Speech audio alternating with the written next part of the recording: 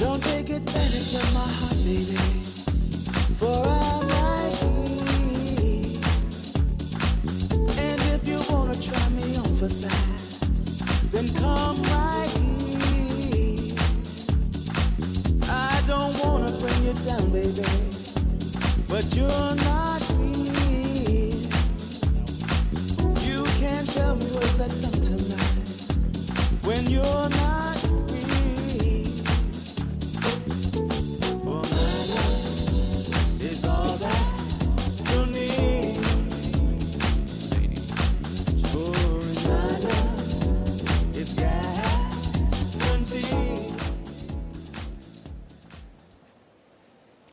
Ladies and gentlemen, this special session is about to start.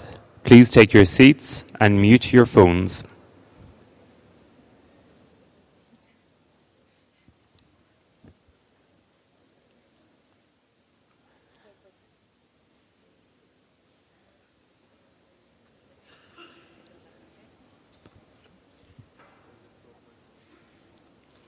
Ladies and gentlemen, please welcome Dr. Pedro Khan.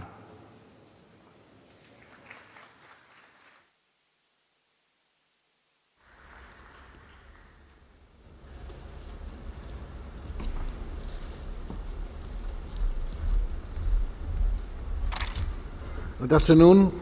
It's my real pleasure to introduce Professor Anthony Fauci, who is a physician scientist who directs the National Institute of Allergy and Infectious Diseases at the National Institutes of Health in Bethesda, Maryland. He oversees an extensive research program on infectious diseases such as HIV/AIDS, influenza, TB, Ebola, and Zika, as well as diseases of the immune system. Tony also serves as one of the key advisors of the White House and Department of Health and Human Services on global infectious diseases issues. He was one of the principal architects of the Presidential Emergency Plan for AIDS Relief, also known as PEPFAR, a program that has saved millions of lives throughout the developing world. Dr. Fauci is also the longtime chief of the NIAID Laboratory of Immunoregulation, where he has made numerous important discoveries related to HIV/AIDS and is one of the most cited scientists in the field. He is a member of the U.S. National Academy of Science and the U.S. National Academy of Medicine, and has received numerous prestigious awards for his scientific and global health accomplishment, including the National Medal of Science, the Robert Koch Medal, the Mary Woodward Lasker Award for Public Service, and the Presidential Medal of Freedom. He has been awarded 45 honorary doctoral degrees, and he is the author, co-author, or editor of more than 1,300 scientific publications, including several major textbooks. This is what is written here in the text. Let me say that also Tony Fauci is an extraordinary person, a good friend, and is also one of the best speakers in the field. So please help me to receive Dr. Tony Fauci.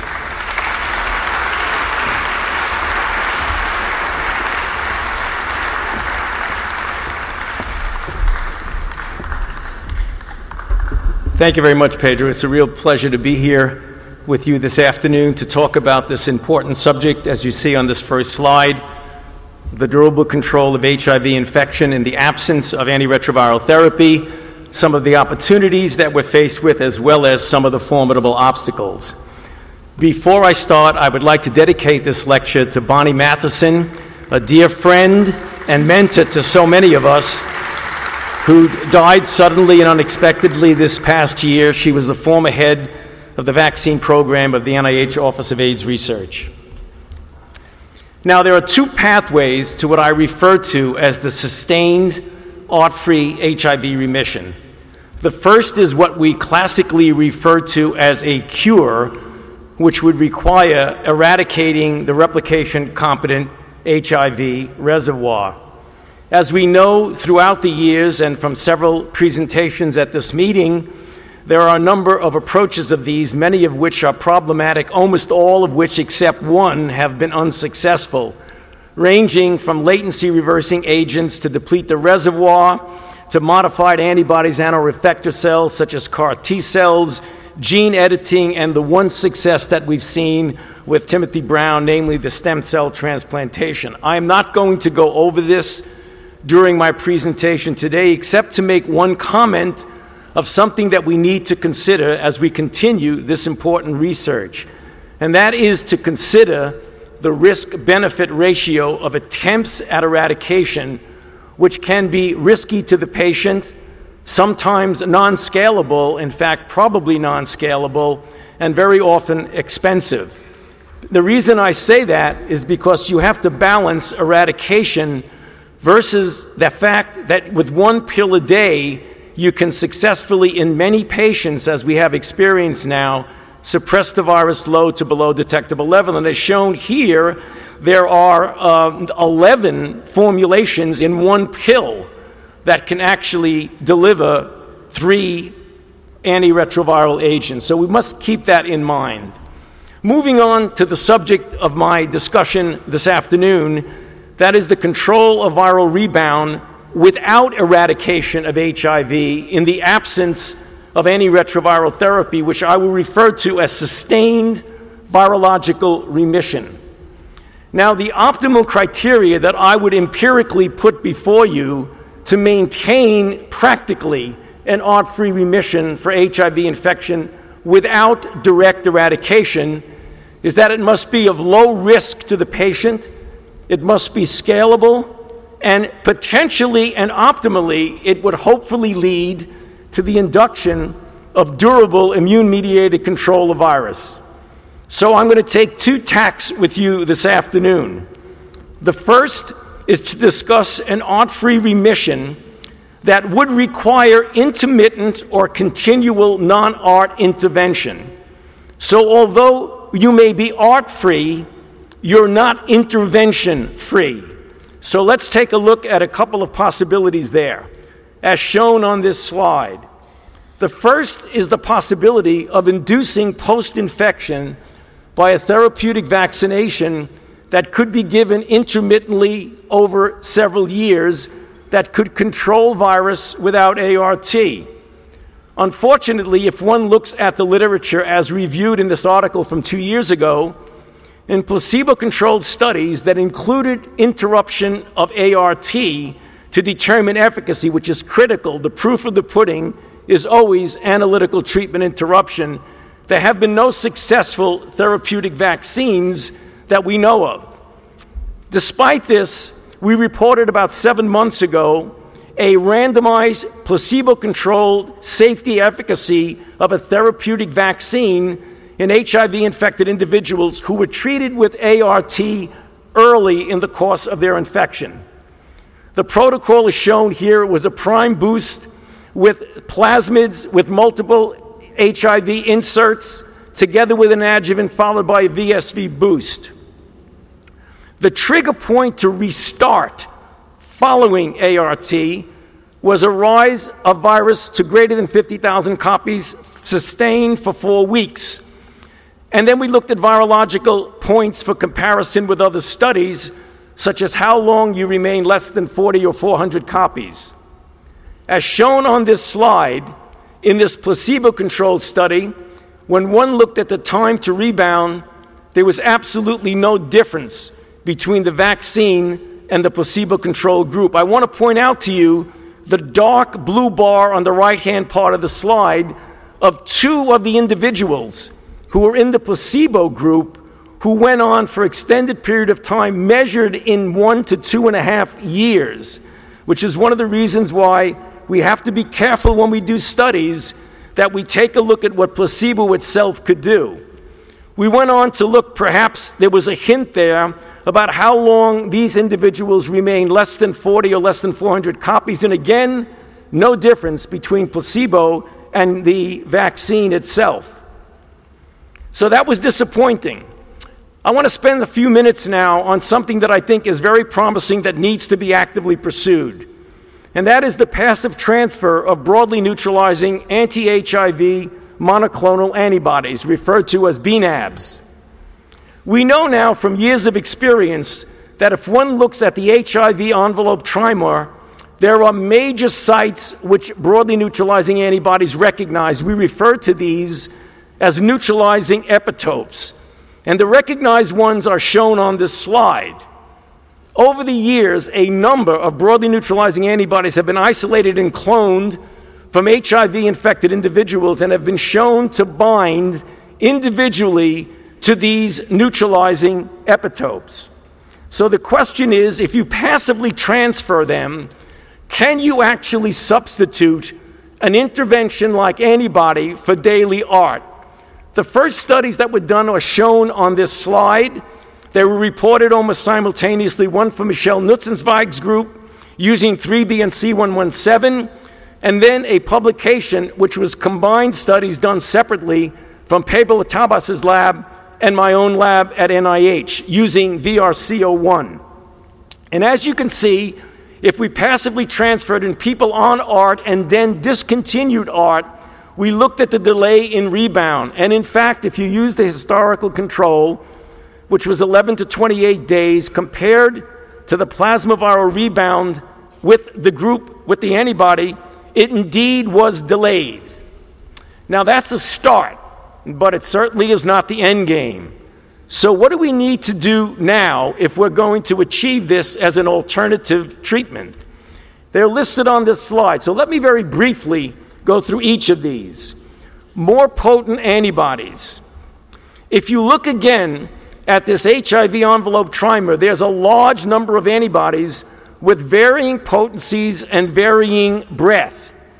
If you plot the breadth and the potency shown here, it is clear that there are some antibodies that are more potent than others and have greater breadth than others. So the trick in the future is to pick those antibodies that have high breadth and high potency. The next is, it would be ideal to be able to give intermittently over an extended period of time instead of every couple of months, which we do now, and that is to extend the half-life of the antibodies.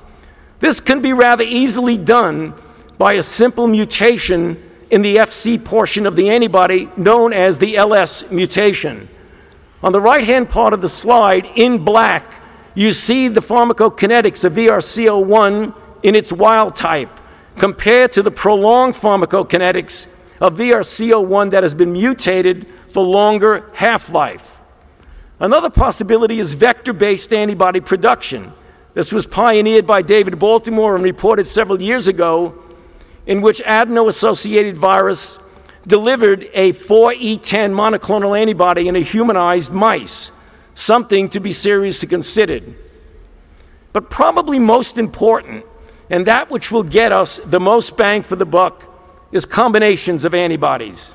So let's take a little bit historical journey. You may remember in the early years of HIV, when the HIV replication cycle was delineated, it became clear that there were multiple independent targets of various antiretroviral drugs, as shown on this slide. Over the years, we developed many, now more than 30, antiretroviral drugs aimed at different targets on the replication cycle.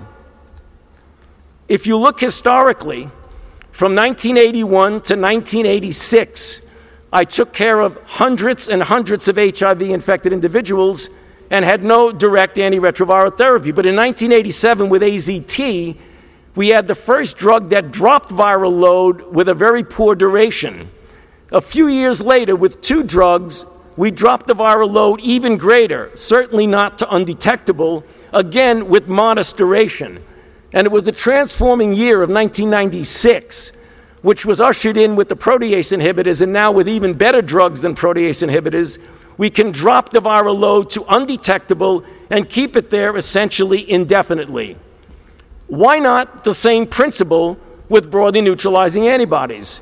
Here again is the HIV envelope trimer with the multiple neutralizing epitopes. One can then formulate an approach of one antibody or two antibodies at a different site, or a third antibody at a different site of neutralizing epitope, and on, the possibilities are extraordinary. In addition, you can have individual antibodies against individual sites, or bispecific and trispecific antibodies against HIV. This is an approach that needs to be pursued vigorously with the ultimate goal, the end game, of substituting in a very user-friendly, as it were, 6-month regimen of passive transfer of combinations of antibodies against multiple neutralizing epitopes that could replace daily antiretroviral therapy. Again, something that needs to be vigorously pursued.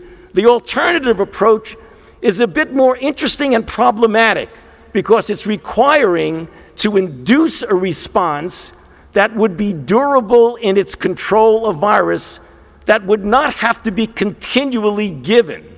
In other words, inducing something and then backing off. What are the approaches that have been looked at? They're shown on this slide. The first one is one that we have been pursuing over the last several years, is passive transfer of antibodies to the integrin alpha-4 beta-7. Why alpha-4 beta-7? It's an integrin whose natural ligand is MADCAM, but importantly, its principal function is to mediate migration of leukocytes to the gut, an important target in the pathogenesis of HIV. So about 10 years ago, we started studying, actually 12 years ago, we started studying this, and this is the conformational structure of alpha-4 beta-7 juxtaposed against CD4. We found in an initial publication in Nature Immunology that actually the envelope binds to and signals CD4 positive T cells through alpha-4 beta-7. We went on to show that this subset of high alpha-4 beta-7 expressing cells were highly susceptible to infection with HIV, as shown on this slide, where the blue squares are beta-7 high, the low beta-7 are in red, and clearly a major difference in infectability of these cells. We and others also showed that individuals with high expressing alpha-4 beta-7 was a predictive value both in humans and monkeys in acquisition and disease progression. So what we did, since we're not a non-human primate lab, we partnered and collaborated with Tab Ansari and Francois Villager and their group at Emory and Tulane to determine if antibody to alpha-4 beta-7 could prevent infection. And in a passive transfer study, we showed that individuals who had mucosal exposure but had passive transfer of a primatized antibody against alpha-4 beta-7 not only had a decrease in infection, but the animals that did get infected had a delay in infection. We went on and did a study that was published in Science to see if you could actually induce this durable control that I mentioned just a few moments ago. And the protocol of the study was to take non-human primates, infect them for 5 weeks, treat them with ART for 13 weeks, overlapping with 8 infusions of antibody to alpha-4 beta-7, and discontinue in an analytical treatment interruption any therapy. The results were really striking. In red, you see the IgG control of the standard type of rebound, which we all see in animals when you stop ART. But in the animals who had the antibody to alpha-4 beta-7, they blipped up and down for a while, and then they had durable control for about 2 or more years. So the next thing to do was to simultaneously do 2 follow-up studies, and I want to briefly report these to you this afternoon. The first was to repeat the macaque study at the NIH with our own group led by Jeff Lifson, Mikhail Damasio, and Cliff Lane. And in fact, this was just reported yesterday during the Cure Symposium. And as Michele showed, we did not see those dramatic results at all. In fact, if you looked at the IgG control on the bottom part of the panel compared to the alpha-4 beta-7 antibody, there was not that dramatic effect. In fact, what was different in the studies was the great degree of variability of the set points to which the animals rebound. which tell us there are some interesting clues in there in differences in different animals done in different places, which I think needs to be looked at. But the proof of the pudding really is what about humans? And in that regard, we initiated a study using vedolizumab in humans. Why vedolizumab? Vedolizumab is a humanized anti-alpha-4 beta-7 monoclonal antibody that has been approved by the regulatory authorities for successful maintenance therapy in ulcerative colitis and Crohn's disease. So what we embarked upon more than a year and a half ago was an exploratory open-label study in subjects with HIV infection who would then undergo analytical treatment interruption. 18 volunteers were studied. I want to emphasize this is an open-label study and not a randomized controlled study, because the purpose was to see if we had the dramatic results that were reported in the non-human primate. Our subjects were in good health, they had normal CD4 counts, and they had documented suppressed viremia for 2 or more years on combination antiretroviral therapy. There were 2 endpoints, primary and secondary. The first was safety and tolerability, because this drug had never proactively been used before in an HIV-infected population.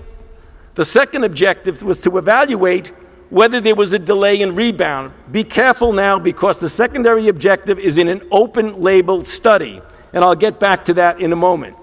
So this is the protocol. As I mentioned, our patients had been on ART for 2 or more years.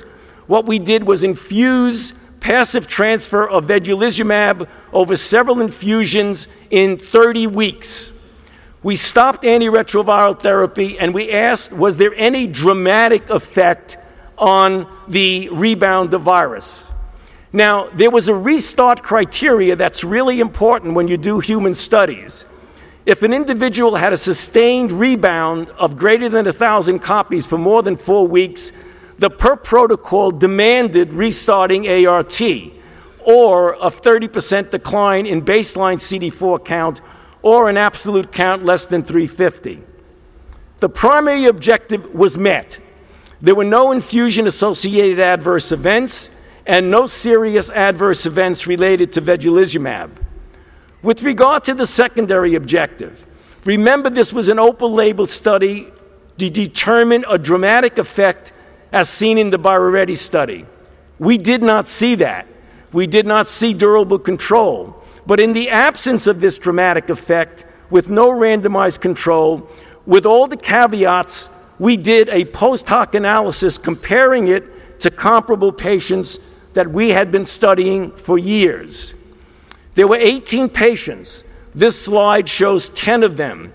I know it's difficult to see because there are a number of patients there, but in the shaded area is the time off ART, namely the analytical treatment interruption.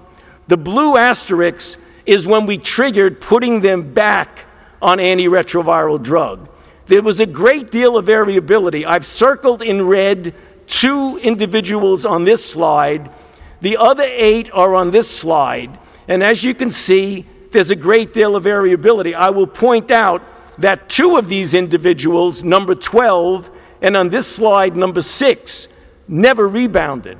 But remember, I showed you the same thing in the placebo group from the therapeutic vaccine study. So let's take a look at these 5 representative individuals. Number 5 bounced back up, but while he was on his way down, he triggered the restart criteria because he was greater than 1,000. So we restarted therapy. Number 7 went up, but interestingly came back down, but then went back up and triggered.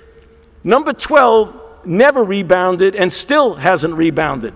Number 14 shot up and triggered the restart criteria. Number 15, for those of you who do patients, human studies, the patient went up, came back down and stayed down, but got nervous and started on therapy anyway, even though he didn't trigger the restart criteria. So now, what about comparing it, since we couldn't say anything about that, since it was an open label study? So we went to our therapeutic vaccine study and looked at the placebo arm and looked at the point where those individuals would have triggered restart with 1,000 copies for 4 weeks.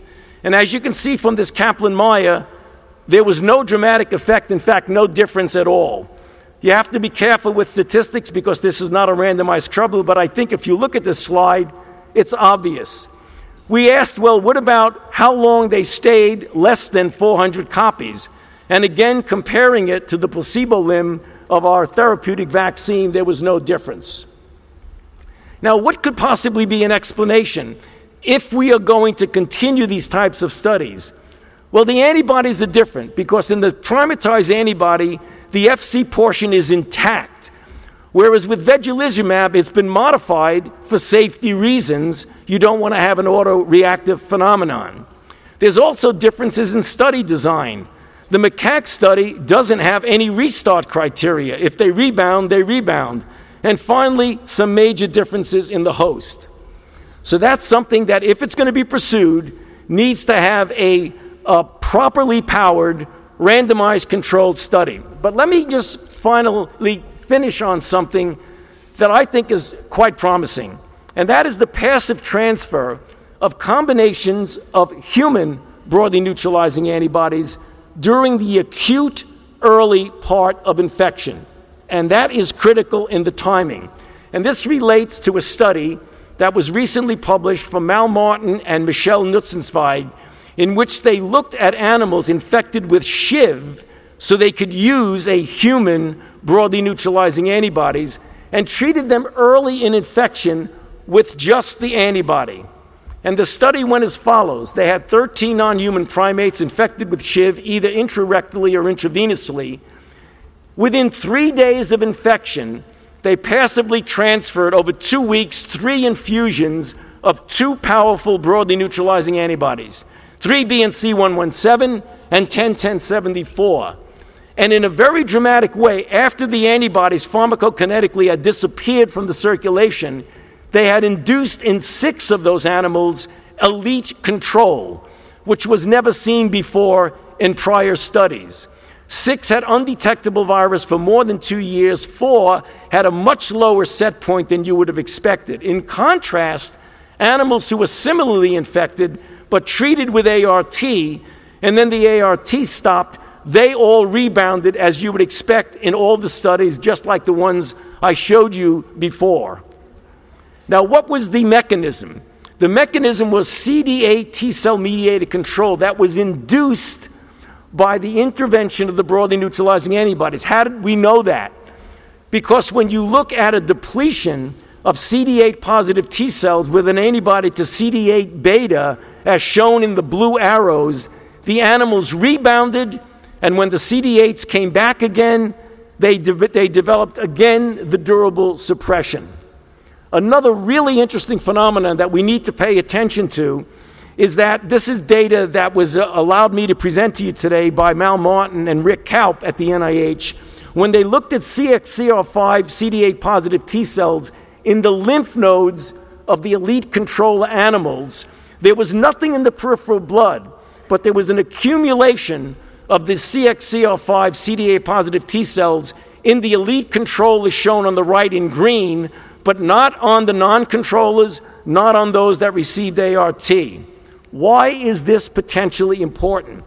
Because a recent study published last month in Science Immunology by Mike Betz's group, they looked at the lymphoid tissue of human elite controllers, and they found an increase in accumulation of CD69, CD8 positive T cells in the lymph nodes, and in fact, those CD69 positives co-express CXCR5.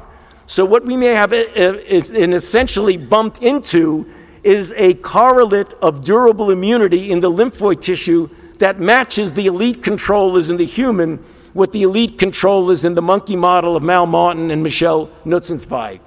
What could possibly be a mechanism of this induction? Remember, the antibody was given during an acute infection.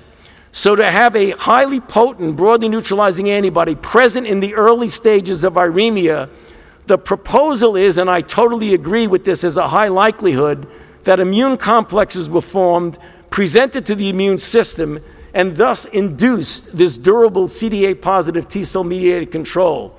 So now, with broadly neutralizing antibodies available, I believe this needs to be very actively pursued. The other side of the coin is with a vaccine for uninfected individuals. If you induce broadly neutralizing antibodies and a person does get infected, it is conceivable with antibodies hanging around that you might actually be able to induce in infected individuals long-term control. So in summary, therapeutic vaccines unfortunately have failed to durably control HIV rebound following ATI. Intermittent passive transfer of long half-life broadly neutralizing antibodies in combinations of 2 or 3 aimed at different epitopes is a promising approach towards the durable control of HIV rebound in the absence of ART and should be vigorously pursued.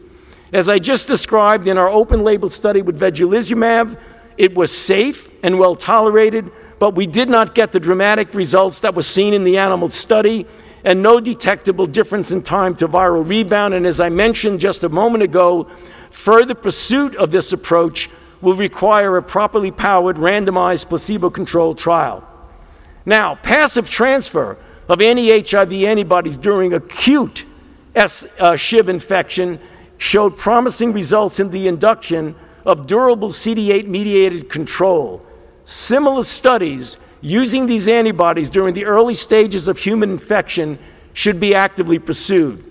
And in conclusion, durable ART-free control of HIV viremia in the absence of eradication by a variety of minimally toxic approaches that are potentially scalable is a feasible concept that deserves vigorous pursuit. I want to end by thanking our collaborators on the therapeutic vaccine study shown on this slide, particularly Mike Snella, Kat Claridge, and Taeyuk Chun. Also, the collaborators on the alpha-4 beta-7 study in my own lab, Jim Arthus and Claudia Shikala, but also the original animal studies in Tab Ansari, Francois Villinger, Phil Santangelo, and others. And finally, the macaque study that we did at the NIH was reported yesterday by Michela Damasio, led by Jeff Lifson and Cliff Lane. And finally, the human vedolizumab studies led by Mike Snella, Taeyuk Chun, Mike Proshan, as well as Mike Schetzlein from Takeda, as well as others in the laboratory. Thank you.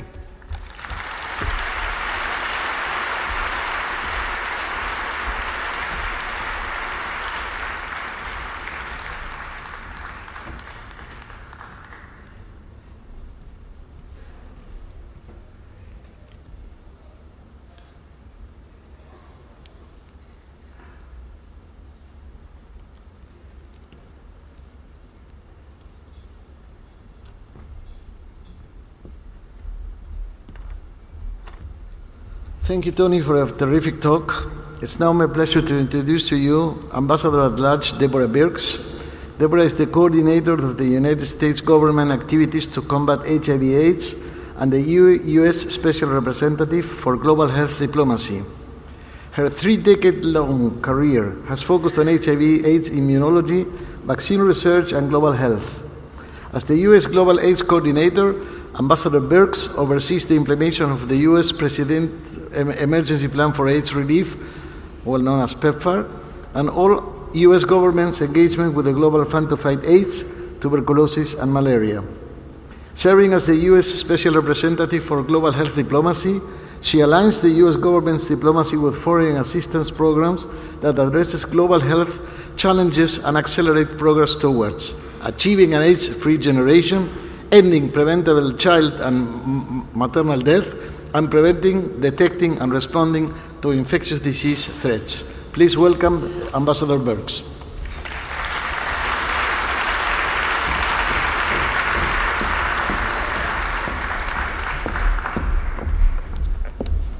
Thank you. It's a real privilege and a little unnerving to follow Dr. Fauci, because I was in his lab as a fellow before HIV/AIDS in the time of Wegener's granulomatosis in 1982. It was a privilege to prepare for this lecture because although I knew Jonathan Mann, he was iconic to me by the time I met him. I met him through Mary Lou Clemens because Mary Lou was working on HIV vaccines and running AVEG while I was in the Department of Defense running their vaccine trials. And I really felt that out of my deep respect for Dr. Mann, I should go back and read through his original books. AIDS in the World, interestingly, published in 1992 when the last AIDS conference was here, and before the majority of the youth leaders that I was privileged to be with yesterday were born. He published a second book, AIDS in the World 2, in 1996. And he has lots of things to say to us that I think are extraordinarily relevant today. He said in 92, and this was just really 11 years into the pandemic, that the HIV/AIDS pandemic was entering a new and more dangerous phase.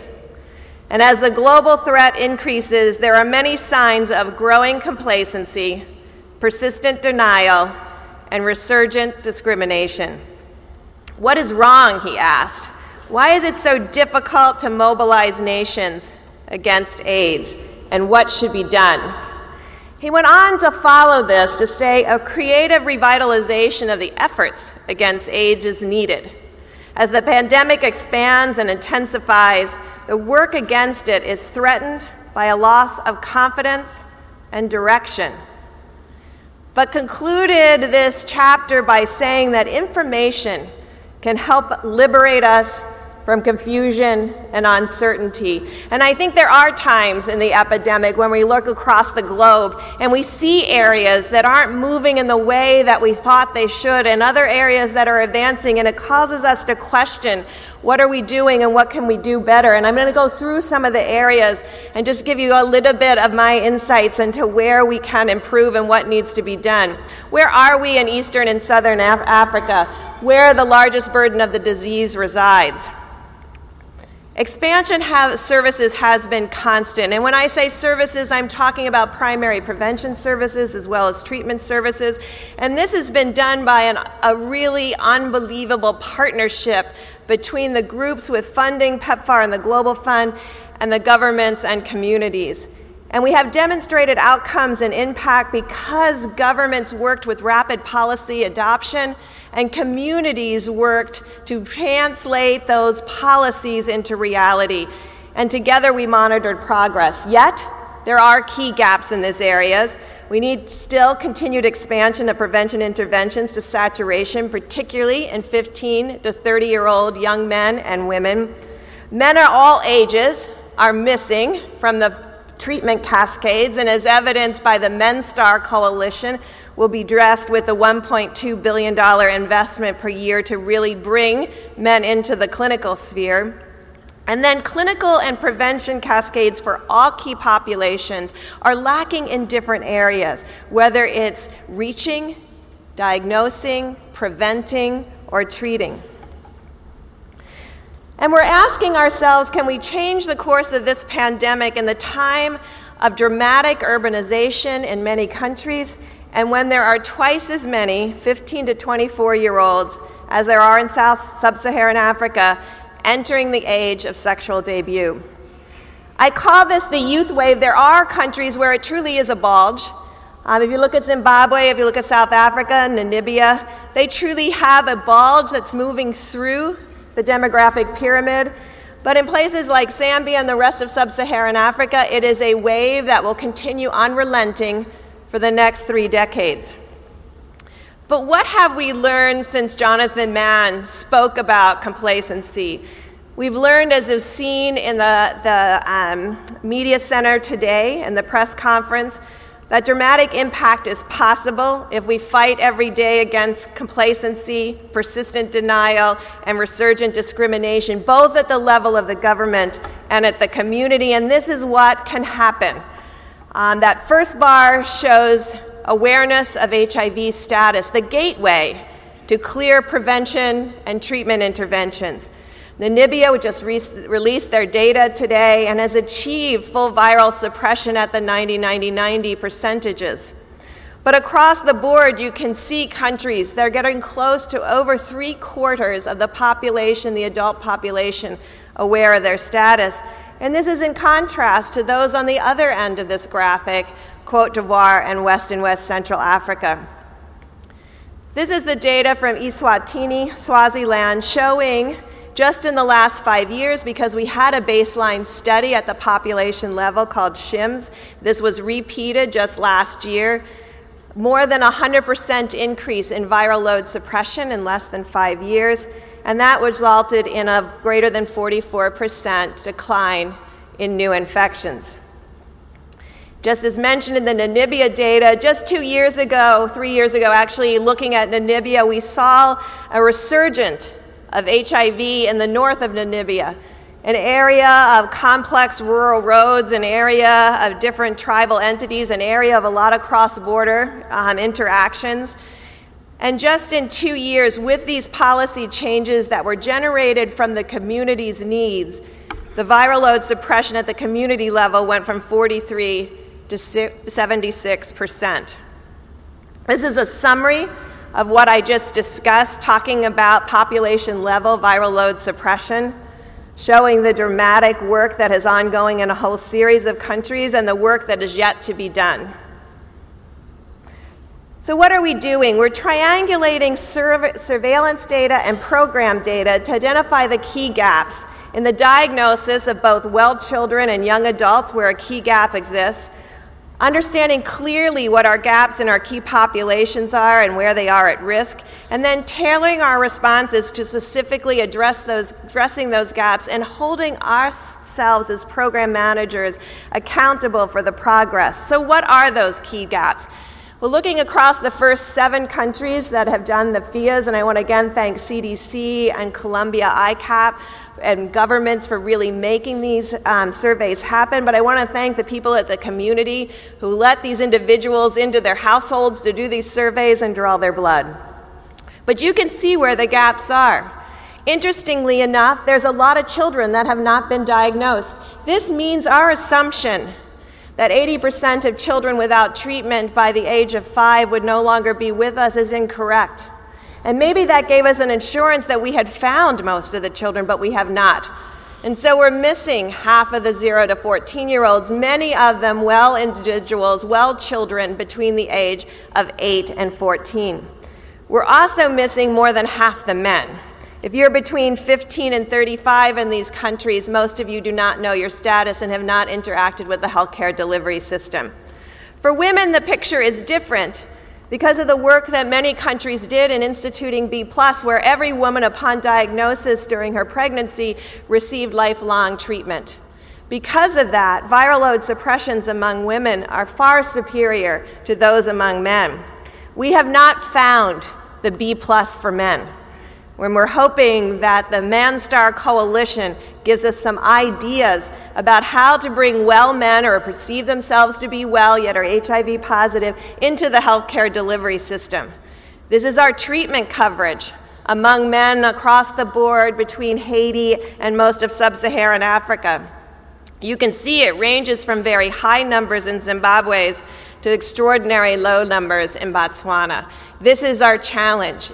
It's a challenge that can be overcome with adapting our services and adapting our programs to the needs of men. So what are we trying to do as a community?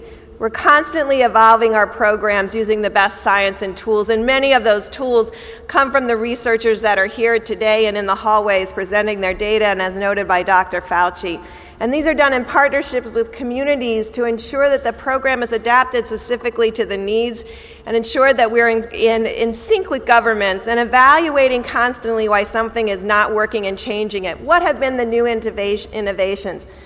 We believe self-testing really brings a new ability for people to test in private, the ability to test when no one else is watching. Linking these individuals will be absolutely key to finding HIV positives and getting them on treatment. But a new innovation came out of Lesotho, who talked to men in focus groups and said, what would it take to bring you into the clinics? And they said, no women doctors. That left me out. But also said, we want to see male nurses, we want to see male doctors, and we want to see other men in the clinic. And so Lesotho, using their current infrastructure, adapted it, brought in male nurses and male physicians, and have dramatically increased the number of men seeking treatment. They added hours in the morning, hours in the evening, and weekend hours. Namibia rapidly adopted Test and Start, immediate treatment for all people who are HIV positive, and also began initiating them quickly on day 0. This is what allowed them so quickly to get those high levels of viral load suppression in less than 2 years. They were able to adapt their program, try new things, see if it worked in the community, and they created community peer outreach workers that brought new individuals that were found to be positive into the clinic. All of this is done with continuous monitoring of data. This is the data from Rwanda. And this is looking at every single site and the viral load suppression at that site, so that sites can be prioritized and individuals can be prioritized with viremic clinics or other innovations that really focus on the people who need additional adherence counseling or additional input for improving viral load suppression. That dotted line is at 90%, so we hold ourselves at pretty high levels of accountability for viral load suppression. But I think our question on our minds this week is, how do we further lower incidence? We saw for miles to go that there's still unrelenting incidence in key populations and unrelenting incidence in young women. And if you combine those two together, you could get to 70% of probably the new incident cases. Part of what we need is better regimens to ensure that people will stay on their medications, and that's why TLD is so important for us. And ensuring adherence. We continue to expand our primary prevention programs through circumcision. We've added PrEP, and I think we're very proud of the work we've done with DREAMS, working with young women specifically in the community, putting them at our center of our programming, and really working on increasing prevention for young women as well as condoms. But all of this has to be brought together where we continuously monitor for incidents of new infections with development of the recency assays. Now, by 1996, Jonathan Mann was telling us something that I think we constantly come back to, is how a problem is defined determines what will be done about it. The tools of analysis and the methods of actions must change. To ensure people can make free and informed choices about personal behavior, public health must simultaneously work at the personal, program, and societal levers. When we haven't succeeded, this may be our fundamental issue. Sometimes the problem is us as providers, us as clinicians. When we look at the treatment of children and adolescents and young adults, we saw a decreased viral load suppression beginning about 2 years ago. We asked ourselves, is this adherence? And then we found that there's been continuous use of an inferior nevirapine-based regimen in older children and young adults. And you can see this represented in Rwanda, that similar slide at the site level showing lower viral suppression in children under 15 at the same sites that had very high viral load suppression in adults and very high lower viral suppression in 15 to 24-year-olds. We've had this recent issue about women and TLD. And I think we have to ask ourselves, who is empowered? And who are we empowering for decision making?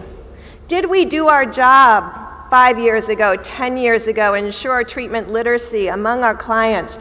So now, when we have this issue and this question, we can present the risk-benefit ratios of new drugs. Have we done the hard work to put us in a position so that we can do this now? Coming back to what Jonathan Mann said, remember he said the informed choices of personal behavior. Public health systems must work at the personal, program, and societal levels. And we need to ask ourselves, are we?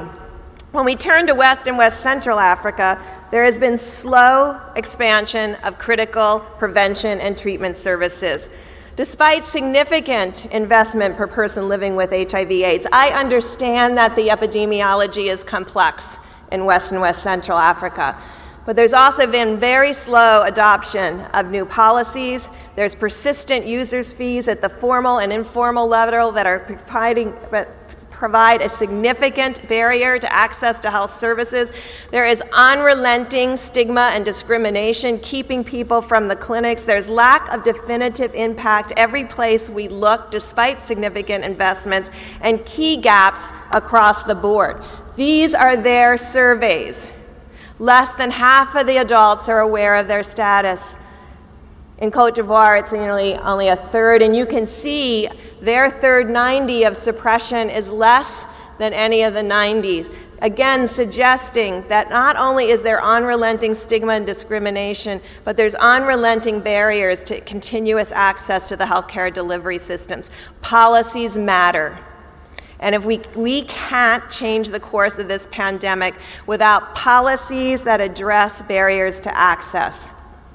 Jonathan Mann went on to write in his second book that a meta-analysis of maturing epidemics, and we've heard a lot about maturing epidemics this week, reveals a common societal feature, the increasing concentration of HIV/AIDS among those who before the arrival of AIDS were already marginalized, stigmatized, and discriminated against within society.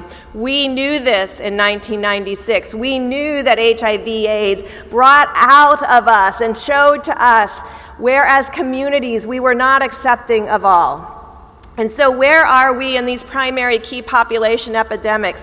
Where are we in most countries where most of the individuals who know their status, or if it's 70% or 50%, most of them are not in treatment and care? There's dismal performance across both the prevention and treatment cascades, but there's different issues with each different risk groups, and they cannot be combined together. We cannot combine transgender women with MSMs. We cannot combine MSMs with sex workers. The needs are unique. It's really told to us very clearly in the new data from UNAIDS. In one case, we have the Ukraine, who has aggressively developed a partnership between governments and civil and community-based organizations, and have been rolling out services that are sensitive to the needs of the key population. And then we look at Russia, where the incidence continues to rise. Some of our greatest gaps do still exist in key population cascades, but as shown like Ukraine, countries that work through local organizations, countries that are working with peer navigators, they're achieving success. Is that model being utilized in each of these countries?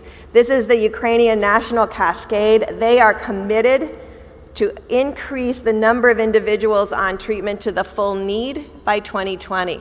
This is what's possible when governments and communities work together. And not only, they have worked tirelessly to figure out where are the people who inject drugs and what are their needs for prevention and treatment, and where are the people who are risk factors related to MSM behavior, and how do we find them and how do we treat them. Now I know after all of I've said about dreams and men, you wonder where the Key Population Investment Fund is.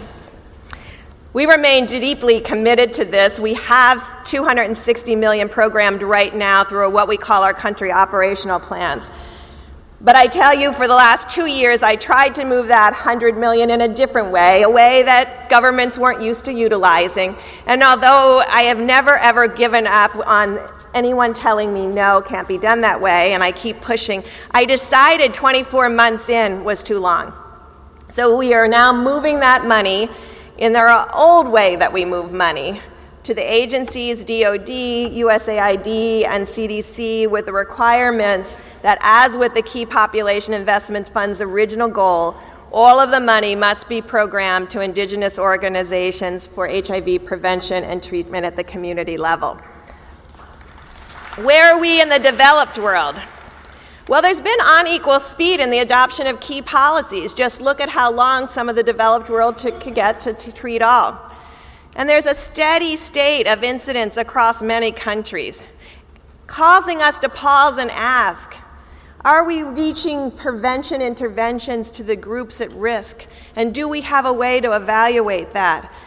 I am very impressed by the U=U campaign because it puts the client at the center, puts the client at the center of the importance of ART and remaining undetectable.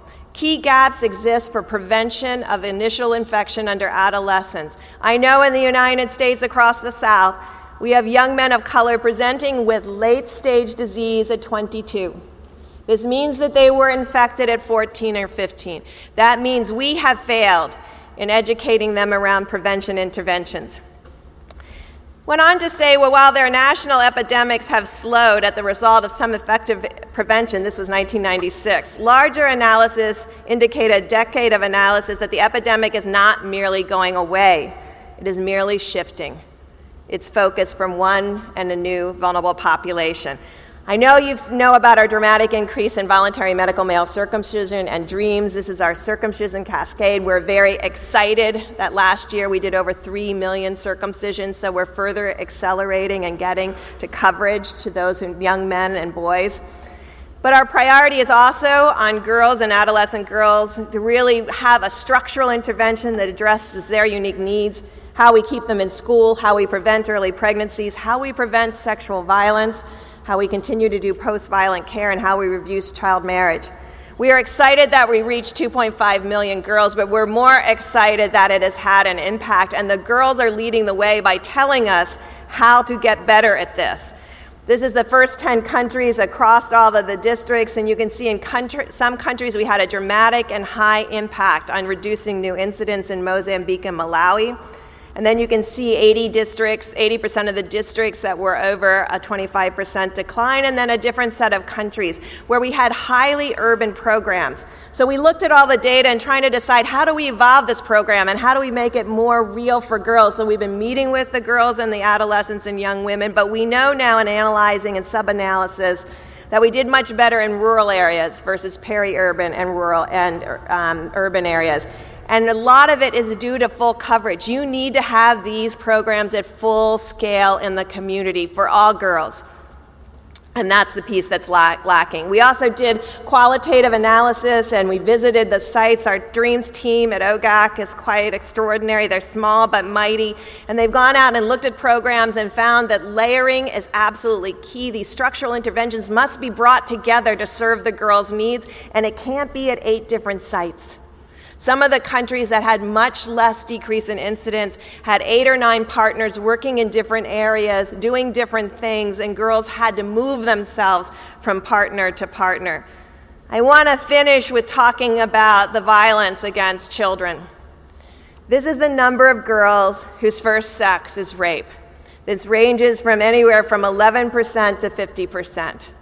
This is ongoing, it's unrelenting, this is first sex, this continues, this is the number of individuals that reported sexual violence within the last 12 months. This is the young women's experience, and I think we have to ask ourselves, just as we're working against stigma and discrimination, what are we doing to change cultural and community practices that find it acceptable to rape a 13-year-old girl? We continue to access condoms and PrEP, and this is some of our PrEP data. I won't go through all of that. Progress is possible, and it's been demonstrated by using the best science and translating that and triangulating the program data and bringing qualitative and program and community surveys together has clearly shown our successes, but it's also pointed out our failures. We cannot continue to do the exact same things in the same places where we have failed. They have to be modified, and we need to address all areas of programming. Future progress will require us to address a whole series of complex issues that constantly evolve. But I was heartened in preparing this lecture because I saw that Jonathan Mann faced this in the 90s, and we made amazing progress since then. So it's not a matter of being overwhelmed by the complexity, but it's a matter of looking specifically what has to be done and holding ourselves accountable to address the lack of diagnosis in men and women at a young age, to deal with the issues of key populations and their cascades, to ensure that all have access to health services. We know who is missing in these countries now because we have clear surveys showing that, and ensuring that we have successful implementation. I won't go through all of these different I put this slide up. I know it's a lot on there, but these are the things we have to do community by community, country by country, in order to be successful. And we have indicators around each and every one of them in order to work on that. I wanted to conclude with this because this is what gave me the most unbelievable optimism walking into this week. Jonathan Mann said, yet the determination to continue and seek ways to advance further against HIV/AIDS in the face of enormous challenges goes beyond a strictly rational calculation of the dangers of the epidemic. I think she kind of means we're a little crazy, but It goes on to say, perhaps the HIV/AIDS work has drawn together people who refuse to accept the unacceptable and who continue to believe that the world can change. I believe the world can change. Thank you for making it possible for me to believe that. Hopefully you believe that, and I hope when we gather in 2 years we see dramatically different key population cascades and access to services for young women. Thank you.